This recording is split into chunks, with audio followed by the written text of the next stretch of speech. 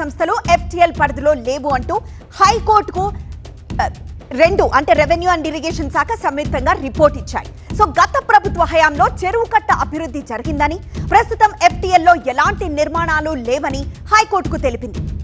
And second, high court ప్రశ్నలు.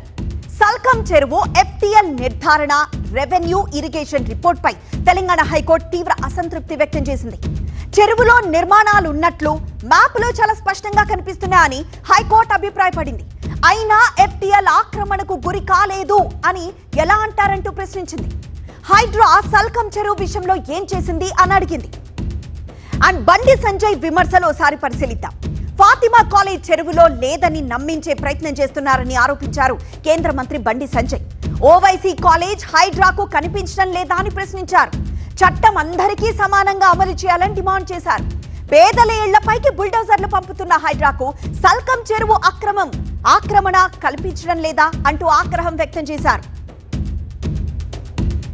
ఇక సల్కం చెరువు కబ్జాపై TV9 క్రాస్ ఫైర్ లో హైడ్రా కమిషనర్ రంగనాథ్ కీలక వ్యాఖ్యలు చేశారు. 2016లో ఫాతిమా కాలేజ్ కట్టారని, అదే ఏడాది చివర్లో ప్రిలిమినరీ నోటిఫికేషన్ వచ్చిందన్నారు. ఆ తర్వాత మిషన్ కాకతీయ చెరువుకు బండ్ క్రియేట్ చేశారని తెలిపారు. కాలేజ్ కట్టింది 2016లో కట్టారు. ప్రిలిమినరీ నోటిఫికేషన్ ఇష్యూ చేసింది 2016 డిసెంబర్లో ఇష్యూ చేశారు. డిసెంబర్ 31 వినండి, డిసెంబర్ 31 ఇష్యూ చేశారు. అంటే కాలేజ్ కట్టిన తర్వాత నోటిఫికేషన్ ఇష్యూ అయింది. హైడ్రా వచ్చింది 2024. వచ్చేటప్పటికి కాలేజ్ వినండి, దానికి ఒక బండ్ క్రియేట్ చేశారు. మిషన్ కాకతీయాలో బండ్ క్రియేట్ చేసి చాలా చెరువులు, కాముని చెరువు అని ఉంటుంది కుకట్పల్లిలో, బండ్ క్రియేట్ చేసి పక్కన బస్తీలు వచ్చాయి, చిన్న చిన్న స్కూల్స్ వచ్చాయి. సో అంటే ఒక బండ్ క్రియేట్ చేసి వాటర్ ఎక్స్టెండ్ చేయరు. సో ఇట్లా అంటే చాలా చెరువుల్లో బండ్ క్రియేట్ చేసి దానికి చేసింది. ఇప్పుడు ఎన్కన్వెన్షన్ ఎందుకు తీసామండి? అది తీయటం వల్ల చెరువును ఎక్స్టెండ్ చేయడానికి వీలుగా ఉంది. ఎక్కడైతే చెరువును ఎక్స్టెండ్ చేయడానికి వీలుగా ఉందో అటువంటి ప్రదేశాలను ఎంచుకుంటాం.